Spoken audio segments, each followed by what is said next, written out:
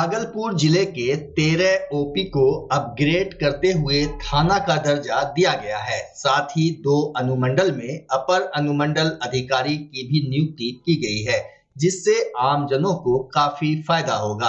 अब इन थानों में भी एफआईआर दर्ज की जा सकेगी। जिले के 13 थानों में से शाहपुर प्रखंड के सजौर ओपी को भी पूर्ण थाना का दर्जा दिया गया। बता दें कि करीब 45 वर्ष पहले सजौर में ओपी की स्थापना होने के बाद अब पूर्ण थाना बन जाने से लोगों में हर्ष है।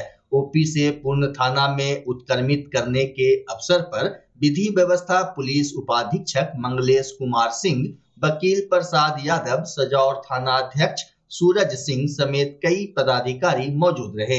इधर जोगसर बाईपास समेत कई ओपी को आज थाना में उत्क्रमित किया गया।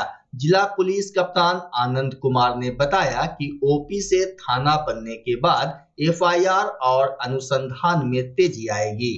सरकार के द्वारा कल ही जो 13 ओपी अधिसूचित या गैर अधिसूचित कार्यरत थे, उनको थानों में उत्क्रमित किया गया है, जिसमें कि सदर जो सिटी अनुमंडल है उसके 5 ओपी को उत्क्रमित किया गया है और कहलगांव अनुमंडल के 5 ओपी को उत्क्रमित किया गया है और जो विधि व्यवस्था अनुमंडल है उसके 3 ओपी को उत्क्रमित किया गया है। और ओपी से जब थाना बन जाता है तो पहले प्राथमिकी दर्ज करने के लिए थाना से ओपी से आवेदन प्राप्त किया जाता था आवेदकों से, उसके बाद इसको थाना भेजा जाता था। उसमें कुछ विलम्ब होता था और उसमें अनुसंधान को प्रारंभ करने में थोड़ी देरी होती थी। तो अब यह देरी नहीं रहेगी और बतौर थाना जब एक ओपी कार्यरत हो जाता है तो उसको सीआरपीसी के तहत बहुत सारी शक्तियां थानाध्यक्ष को प्राप्त हो जाती हैं, जिससे कि वह लोगों की समस्याओं को और अच्छे तरीके से, त्वरित तरीके से निष्पादित कर सकता है। प्राथमिकी तुरंत दर्ज हो सकती है, अनुसंधान तुरंत प्रारंभ हो सकता है। तो इस परिप्रेक्ष्य में एक बहुत बड़ा कदम है भागलपुर के पुलिस के लिए और साथ ही साथ बिहार पुलिस के लिए। इससे जो हम लोग की पुलिसिंग है और हम लोग का जो मकसद है अपराध और अपराधियों पर नियंत्रण, विधि व्यवस्था का संधारण और आमजनों में जो सुरक्षा की भावना है उसको विकसित करना, उसको और गति मिलेगी और हम लोग और अच्छे तरीके से इन सारी चीज़ों को कर पाएंगे। इसमें 2 ओपी और हमारा रह गया है जो कि अगले चरण में उत्क्रमित हो जाएगा और उसके बाद फिर जितने भी ओपी कार्यरत हैं सभी थानों में उत्क्रमित हो जाएंगे और हम लोगों को इससे कार्य करने में काफ़ी सहूलियत मिलेगी। और अभी जो नया थाना बना है ओपी, वहाँ पे हमारे सभी वरीय पदाधिकारी प्रत्येक ओपी पर मौजूद हैं और आज जो थाना दैनिकी खोली गई है वो उनकी उपस्थिति में खोली गई है और सभी के द्वारा वहाँ पे जो आमजन है उनसे भी संवाद किया जा रहा है और उनको भी बताया जा रहा है कि ओपी खुलने से उनको क्या सहूलियत मिलेगी, उनको क्या मदद मिलेगी। बहुत सारे ऐसे ओपी हैं जो गृह विभाग द्वारा थाने के रूप में उत्क्रमित किए गए हैं। उसमें भागलपुर जिले के कुल 13 ऐसे ओपी हैं जो आज से थाना के रूप में कार्यरत हो जाएंगे, उत्क्रमित हो जाएंगे। उसी आलोक में बाईपास टीओपी जो ओपी था आज से थाना के रूप में उत्क्रमित हो गया है, थाना के रूप में कार्यरत होगा। बेहतर विधि व्यवस्था संधारण, अपराध नियंत्रण को ध्यान में रखते हुए यह फैसला लिया गया है। साथ ही जैसा कि हम सब जानते हैं कि जब ओपी होता है तो अपने पैतृक थाना के अंतर्गत कार्य करता है, आज से एक स्वतंत्र थाना के रूप में कार्य करेगा। आज यही कार्यक्रम था। क्या फ़ायदा होगा? फ़ायदा ये होगा कि जैसा कि मैंने अभी बताया कि यह निर्णय लिया गया है कि बेहतर विधि व्यवस्था संधारण, त्वरित और कार्रवाई बेहतर हो जाएगी, त्वरित हो जाएगी, अपराध नियंत्रण में और बेहतरी आएगी और साथ ही साथ बल की उपलब्धता बेहतर हो जाएगी थाना में उत्क्रमित हो जाने से। साथ ही साथ ज़्यादा स्वतंत्र तरीके से एक थाना इकाई के रूप में कार्यरत रहेगा। Narayana health RN Tagore hospital Mukundpur के प्रतिष्ठित रोबोटिक घुटना सर्जन डॉक्टर सूर्य उदय सिंह आज भागलपुर पहुंचे। वहीं डॉक्टर सूर्य उदय सिंह शहर के लाजपत पार्क मोक्षुदा स्कूल के समीप स्थित आनंद क्लिनिक में परामर्श और मूल्यांकन के लिए उपलब्ध रहे। इस दौरान डॉक्टर सूर्य उदय सिंह ने कहा कि रोबोटिक सर्जरी चिकित्सा प्रौद्योगिकी में एक महत्वपूर्ण प्रगति का प्रतिनिधित्व करती है। प्रेस वार्ता में डॉक्टर सूर्योदय सिंह ने बताया कि रोबोटिक सर्जरी एक अभूतपूर्व नवाचार के रूप में उभरी है, जो सर्जनों को अद्वितीय सटीकता, लचीलेपन और नियंत्रण के साथ जटिल प्रक्रियाओं को करने के लिए सशक्त बनाती है। यहाँ पे आए हैं, मैं पहले अपना परिचय दे दूँ। मैं डॉक्टर सूर्योदय Singh, head of department, RN. Tagore hospital, Mukundpur, Kolkata. मैं यहाँ पे भागलपुर आया हूँ। बेसिकली मैं एक रोबोटिक सर्जन हूँ। नी रिप्लेसमेंट के क्षेत्र में रोबोटिक सर्जरी एक क्रांति लाने वाली है, उसी का मैं एक्सपर्ट हूँ और उसी चीज़ को लेके मैं भागलपुर आया हूँ। अब ये लगेगा कि भागलपुर क्यों? क्योंकि भागलपुर के जो पेशेंट्स हैं बहुत परसेप्टिव हैं, बहुत पेशेंट पूल भी हमने बहुत तो वहाँ पे ऑपरेट भी किया बहुत लोगों को, और वो बातों को बड़े अच्छे से समझते हैं और नई टेक्नोलॉजी लेने के लिए वो तैयार रहते हैं। तो हमारा काम है नई टेक्नोलॉजी को लोगों तक पहुँचाना और उसका लाभ उनको देना। आप जब ऑपरेशन करते हैं तो आप एक मैनुअल करते हैं तो आपसे गलतियाँ हो सकती हैं। जब वही चीज़ आप रोबोट के माध्यम से करते हैं तो ऑपरेशन आपका ही होता है, जो प्लानिंग होती है वो आप ही की होती है, लेकिन जिसको मैनुअल एरर बोलते हैं, ह्यूमन एरर बोलते हैं, वो ख़त्म हो जाती है। तो गलती होने की संभावना बहुत कम रहती है और उसका जो प्रिसीजन और एक्यूरेसी है वो 100% होती है। आदमी से कभी कुछ 100% नहीं हो सकता, कुछ ना कुछ थोड़ा बहुत छूट जाएगा जो दिखता नहीं है उसको। तो लोगों का तो मानना है कि इंसान ही मानव ही बनाते मशीन को, फिर ये 100%। हाँ, इंसान ने ही बनाया, गाड़ी बनाई है, लेकिन गाड़ी जितना तेज़ तो नहीं दौड़ सकता है ना, बनाया उसको इंसान नहीं है। तो आपको टेक्नोलॉजी का सहारा लेना पड़ेगा। वो प्लेन भी बनाया लेकिन इंसान उड़ नहीं सकता है, तो वो अपनी ही चीज़ें बनाता है, फिर उसी के थ्रू उड़ता है। तो रोबोट भी वैसा है। सर्जन अपना जो होगा उसका बेस्ट निकालेगा, वो रोबोट निकालेगा। उस सर्जन के अंदर का जो बेस्ट निकल सकता है, जो अभी तक उसकी लिमिटेशंस थी। जैसे हमने बोला कि आदमी हवाई जहाज माने उड़ नहीं सकता है, लेकिन वो हवाई जहाज बना के उसमें बैठ के उड़ सकता है। वही चीज़ रोबोट में भी है कि हम एकदम कोई चीज़ परफेक्ट नहीं कर सकते बिना गलती के 100%, लेकिन वो रोबोट 100% परफेक्टली कर सकता है। भागलपुर वासियों को कब तक सपाती है, कब से अच्छा है? भागलपुर वासियों को देखिए, ये तो बहुत महंगा रोबोट होता है, तो मैं अभी सर्जन आ सकता हूँ क्योंकि ये चीज़ें ख़रीदना आसान नहीं होता, बहुत महंगे होते हैं। तो अभी तो जहाँ पे हम सुविधा है उसका मैं एक नुमाइंदा होके आया हूँ कि अगर भागलपुर से आप एक रात की जर्नी करके हमारे पास तक पहुँच जाएंगे तो आपको वो मिल जाएगा सौगात। भागलपुर में या अभी ग्रेड बी सिटी में आने में टाइम लगेगा क्योंकि इसका इस्टेब्लिशमेंट बहुत महंगा होता है। तो अभी बड़े बड़े हॉस्पिटल ला रहे हैं। कोई भी चीज़ शुरुआत होती है तो वो धीरे धीरे हर जगह पहुंचती है। और हमारा अस्पताल ऑलरेडी फिजिशियन और गायनेक से भरा हुआ था और आज हमारे साथ डॉक्टर सूर्योदय सिंह जी हमें ज्वाइन किए हैं as a robotic surgeon.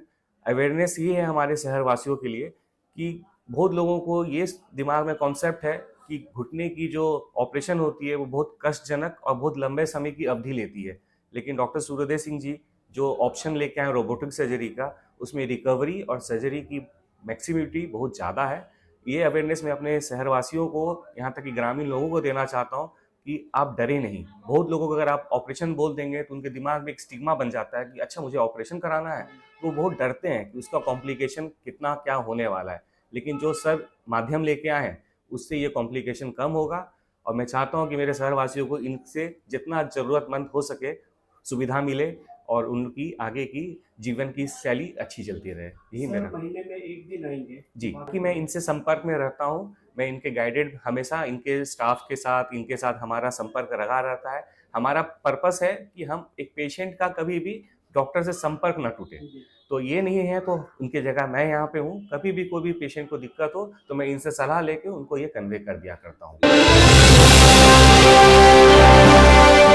Bhagalpur Muslim education committee के चुनाव पर कोर्ट ने रोक लगा दी है। वहीं अदालत द्वारा एमईसी के चुनाव पर रोक लगाए जाने के बाद उम्मीदवारों के बीच हलचल मच गया है।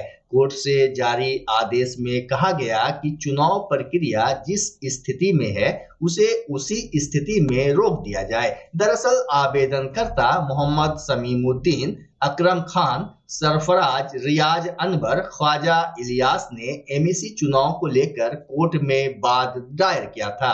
बाद में आरोप लगाया गया था कि चुनाव में एमईसी की ओर से तय मानक को पूरा नहीं किया जा रहा है। तब कोर्ट को आवेदनकर्ता ने बताया था कि एमईसी का चुनाव 5 साल में होना है, लेकिन यहाँ मनमानी तरीके से चुनाव कराया जाता है। कभी 10 साल तो कभी 15 साल में चुनाव होता है। बता दें कि इससे पूर्व भी एमईसी का मामला हाई कोर्ट गया था। इधर मुस्लिम एजुकेशन कमेटी की बैठक में आज न्यायालय में वाद दायर होने की बात सदस्यों को बताई गई। साथ ही मीटिंग को स्थगित कर दिया गया। वहीं कमेटी के महासचिव प्रोफेसर फारूक अली ने बताया कि मीटिंग में 24 सदस्य उपस्थित हुए। उन्होंने कहा कि न्यायालय के आदेशानुसार एजुकेशन कमेटी की सभी मीटिंग अगले आदेश तक स्थगित कर दी गई है। ऐसे में अब सवाल यह उठ रहा है कि जब कोर्ट ने चुनाव प्रक्रिया पर रोक लगा दी है तो फिर आज बैठक क्यों बुलाई गई। बैठक स्थगित होने की सूचना सदस्यों को फोन पर या पत्र के माध्यम से भी दिया जा सकता था। यथास्थिति उसका हिंदी अनुवाद होता है, मतलब कि जैसा है वैसे रहेगा। अब जैसा है ये समझदारी का फर्क है, लेकिन हम लोग कोर्ट के सम्मान में हमारी बैठक 25 फरवरी को होनी थी और बैठक बुलाई गई थी जिसमें कोरम पूरा नहीं हुआ, जिसके चलते वो बैठक स्थगित की गई और उसी दिन ये 3 मार्च को बैठक बुलाने का नोटिस दिया गया। कल माननीय न्यायालय से हम लोगों को नोटिस मिला है और 23 तारीख को हाजिर होने के लिए कहा गया। हम लोग हाजिर होंगे। कोर्ट का सम्मान करते हुए हम लोग और उस शब्द के मीनिंग को देखते हुए हम लोग आज की बैठक को स्थगित करते हैं और निर्णय आने के बाद कि हम लोग इसकी अग्रता बैठक सर स्थगित बैठक होने के बाद में कर रहे हैं सर, पहले तो नहीं किए। मान लीजिए अभी तो डिजिटल युग है सर, डिजिटल युग के समय में तो उतना डिजिटलाइज हमारा नहीं हो सका है। अभी मुस्लिम एजुकेशन कमेटी गरीब बच्चों का स्कूल है और यह गरीब संस्था है, इसलिए उतना डिजिटलाइज नहीं हो सका है कि पूरे डिस्ट्रिक्ट के मेंबर हैं। इसलिए उनको कोर्ट की जानकारी भी देनी थी कि कोर्ट से नोटिस मिला है और उनको नोटिस की कॉपी भी देनी थी, इसलिए भी वो ज़रूरी था।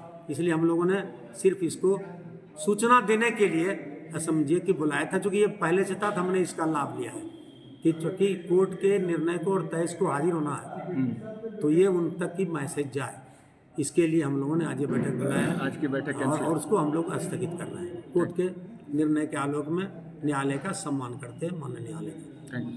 जब हुआ है उस वक्त तक हम लोग में से किसी को नोटिस मिला नहीं था।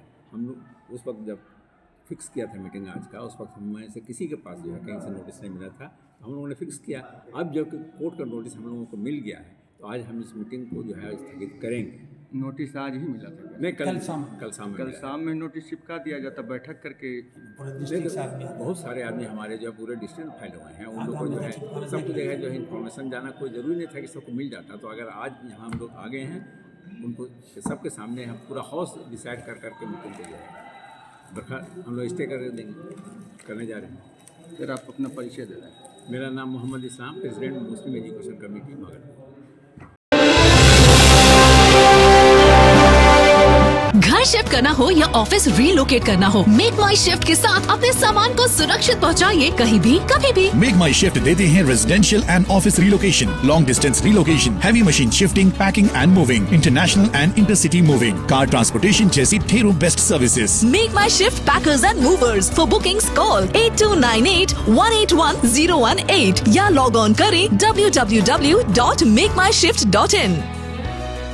रिंकू एलईडी बल्ब, एक बार लाओ और चलाते ही जाओ। हमारे एलईडी बल्ब्स है क्वालिटी में नंबर 1 और एनर्जी एफिशिएंट, जो रखे एनवायरनमेंट और आपके बिजली के बिल दोनों का ख्याल। रिंकू एलईडी बल्ब के साथ एनर्जी बचाओ और बिल घटाओ। ये है पावर सेविंग लाइट जो चले लंबे समय तक और रखे आपके घर को रोशन। हमारे यहाँ एलईडी लाइट्स मिलते हैं एक व्यापक रेंज में जो आपकी हर जरूरत को पूरा करेगी। लेकिन यही नहीं, हमारे एलईडी लाइट सिर्फ चमकदार नहीं बल्कि एनवायरनमेंट फ्रेंडली भी है। तो आज ही लाओ रिंकू एलईडी बल्ब और पाओ 1 साल की वारंटी का भरोसा। रिंकू एलईडी बल्ब्स, नई जनरेशन के स्मार्ट बल्ब्स। आज ही संपर्क करें 8651063786 या मेल करें rinku.led@gmail.com। हमारा पता असाननपुर, भागलपुर, बिहार 812002।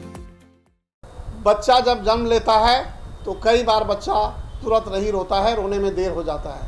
ऐसे में बच्चा क्षतिग्रस्त हो जाता है और उसके बचने की संभावना कम हो जाती है, और यदि बचा तो भविष्य में उसमें विकलांगता की समस्या आती है, जिसे सीपी कहते हैं, जिसका कोई माकूल इलाज नहीं है और ज़िंदगी भर बच्चा विकलांगता से जूझ सकता है। ऐसे में पूरे संसार में कूलिंग थेरेपी का सहारा लिया जाता है। जन्म से ठीक 6 घंटा के अंदर यदि उसको कूलिंग थेरेपी दिया जाए तो उससे उसका सीपी की समस्या कम होती है और बचने की भी संभावना बढ़ती है। पहली बार बिहार झारखंड में आपके शहर के स्नेह नवजात शिशु बाल सेवा केंद्र में यह मशीन उपलब्ध है। कभी भी ऐसी बात हो कि बच्चा रोने में विलम्ब हो गया तो आप स्नेह नवजात शिशु बाल सेवा केंद्र में जरूर संपर्क करें।